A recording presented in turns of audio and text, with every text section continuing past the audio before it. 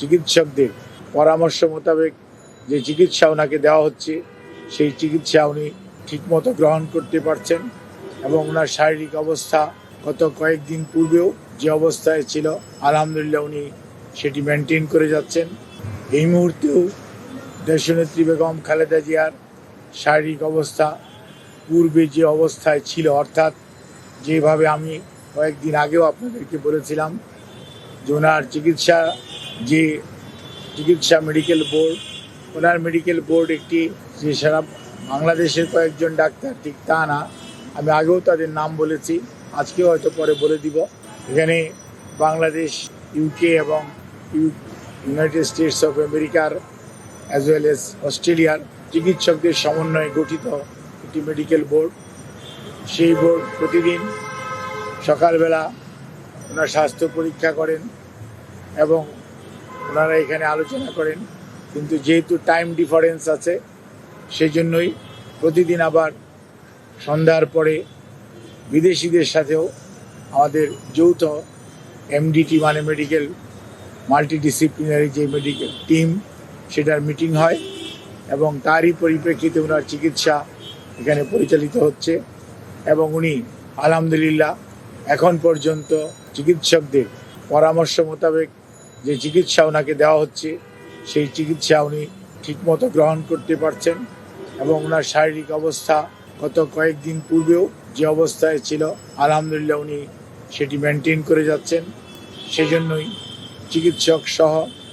ওনার সাথে সম্পৃক্ত সবাই, আমরা যারা এই হসপিটালের চিকিৎসকরা সহ সবাই অত্যন্ত আশাবাদী যে ইনশাআল্লাহ দেশনেত্রী বেগম খালেদা জিয়া ধীরে ধীরে সুস্থ হয়ে যাবেন। তারপরেও মনে রাখতে হবে ওনার যে অসুস্থতা এবং ওনার যে বয়সের চেয়ে বেশি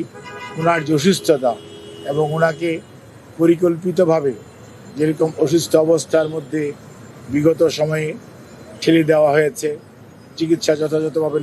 দেওয়া যায়নি অথবা দিতে দেওয়া হয়নি, সেই কারণেই ওনার শারীরিক জটিলতা মারাত্মক রকম বেড়ে গিয়েছিল। সেই জন্যই এবার উনি বেশ কঠিন সময় পার করছেন। কাজেই এই বিষয়ে আমি শুধু আপনাদের এইটুকু অবহিত করতে চাই, দলের ভারপ্রাপ্ত চেয়ারম্যান জনাব তারেক রহমান, ওনার সহধর্মিণী ডক্টর জুবাইদা রহমান সবসময়ই ওনার চিকিৎসার ব্যাপারে সার্বক্ষণিকভাবে তদারকি করছেন এবং ওনার পরিবারের সদস্যদের মধ্যে মরহুম আরাফাত রহমান কোকোর সহধর্মিণী সৈয়দা শামিলা রহমান, ওনার ছোট ভাই শাইম ইস্কান্দার সহ ওনার বড় বোন, ওনারা সবাই পরিবারের সদস্যরা সার্বক্ষণিকভাবেই ওনার চিকিৎসার ব্যাপারে খোঁজ নিচ্ছেন এবং ওনার পাশে তো আর থাকা যাচ্ছে না, যেহেতু উনি ক্রিটিক্যাল কেয়ার ইউনিটে আছে,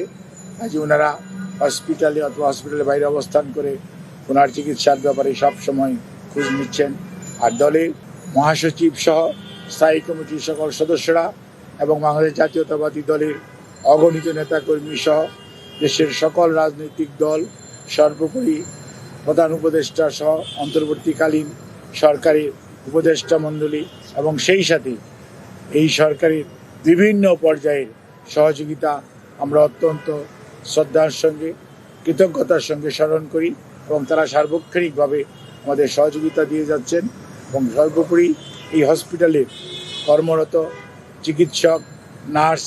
এবং বিভিন্ন পর্যায়ের কর্মকর্তারা তাদের সহযোগিতা অব্যাহত রেখেছেন।